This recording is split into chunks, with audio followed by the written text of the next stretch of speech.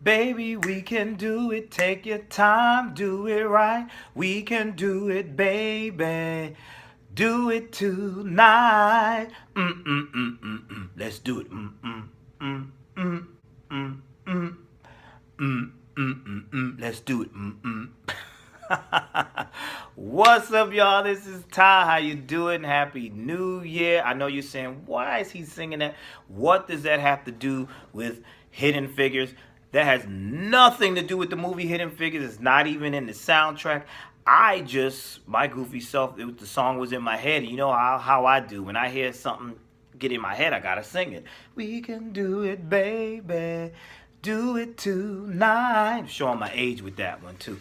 Anyway, how you doing? Happy New Year. I say Happy New Year because I know, although we're 17 days into the new year, this is my first video of 2017. A lot going on this week. Later in the week, we're about to have an inauguration of our new president, Dr. Trump. Donald Trump, not Dr. Trump. Donald Trump. I'm mixing up because Monday was Dr. King's birthday. I had off, so I just merged. But anyway, I'm getting all over the place. And Thursday is my birthday. And we gonna be lit. We gonna do. Okay, I'm sorry. I'm all over the place. But anyway, let's get to it. Let's stick to it. I am here to talk about the new film, Hidden Figures, which I saw last night. So if you're under a rock and you don't know what it's about, let me tell you what it's about. Hidden Figures is a new film which was directed by Theodore Melfi. It's based on a book of the same name. The author's name is Margaret Lee Shetterly. It's the story of three phenomenal black women, three beautiful, wonderful, articulate, intelligent black women who work in the space program at NASA, and they worked there in the 1960s. They started in 1958 and they worked there throughout the 60s. They had to deal with stuff that I don't know how I would have dealt with. You know, they had to deal with some things, segregation and just the separate bathrooms and all types of foolishness.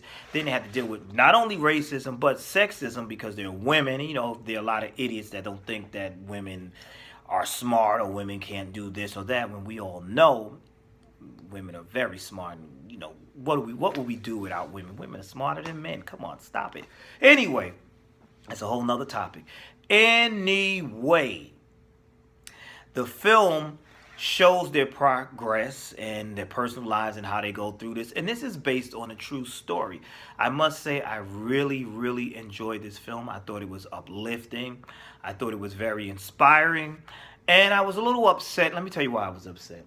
I was upset because I never heard of Katherine Johnson, nor Dorothy Vaughan, or Mary Jack. I never heard of these phenomenal ladies, this mathematician who calculated the flight trajectories for Project Mercury. She went on to do the calculations for Apollo 13 and Apollo 11. Just amazing women. These are amazing women.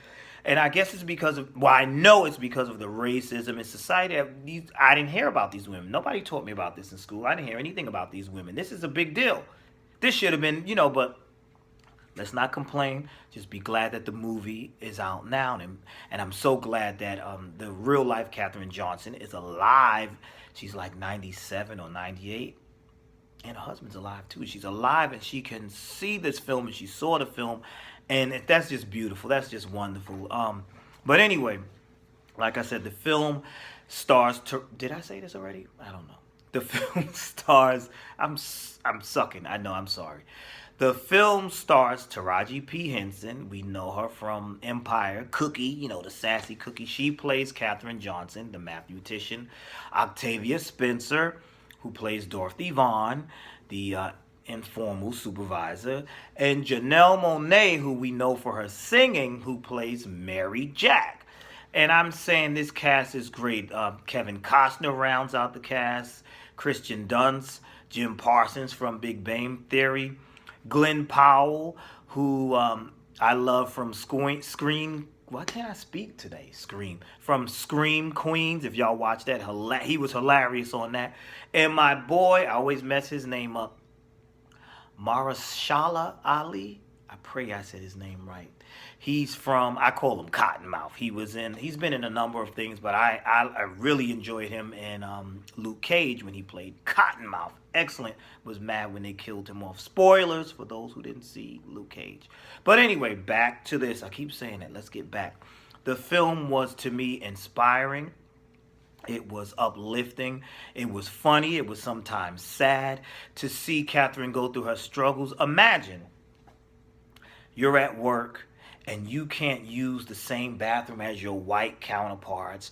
You can't even get a cup of coffee. You know, I like my coffee and my tea. And imagine you have to have your something separate because of the racism and the separation that was going on. It just really, that really got to me. And to see her, there's a certain scene where she's running across the campus because she can't use the white bathroom. She has to go across the campus to the colored section to use the colored bathroom. So what happens in the film is, because she's such a genius, because she's so smart, they need Catherine's calculations. So they take her from the colored section of the company and move her in with the white folks. Let her work in the white folks section. When she first gets over there, of course, you know, they're kind of cold to her. They're very cold to her. They're ignoring her and doubting her because, you know, there's no way a colored woman can be smart. And she's colored in.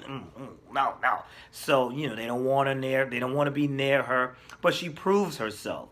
And she has to do it through this adversity. And like I said, I could never imagine living in these times. I mean, yes, there's racism still exists, but to face what these ladies had to face at that time and still be great and still end up accomplishing what they accomplished is phenomenal.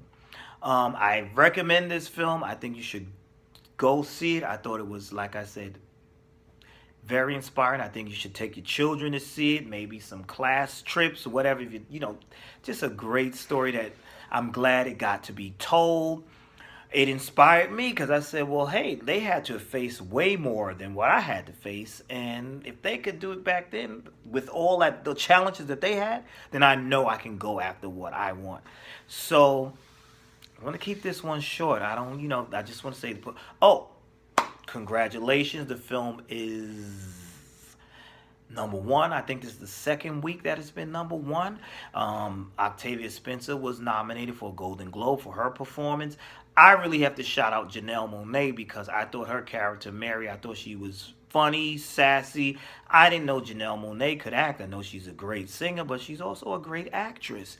The cast, again, great. The direction of the film, great. Just left me very inspired and uplifted and proud. So I'm glad to know that it just left me proud, very proud. What else? The soundtrack is awesome. Pharrell, who produced the film, also did the soundtrack. And we know earlier, a few weeks back, they had the whole Kim Burrell mess. She's on the soundtrack, but unfortunately, because of her statements which insulted and hurt a few people's feelings, they even took her off the promotion campaign of the soundtrack. But it's a great soundtrack, great film. I recommend it. Tell me your thoughts. Did you like the film? I didn't want to give too much away because I want you to go see this film. It's a sweet, sweet film. That's it for now. Thank you for watching. Please like, comment, subscribe. Tell me your thoughts on the film. That's it. Be blessed. See you next time.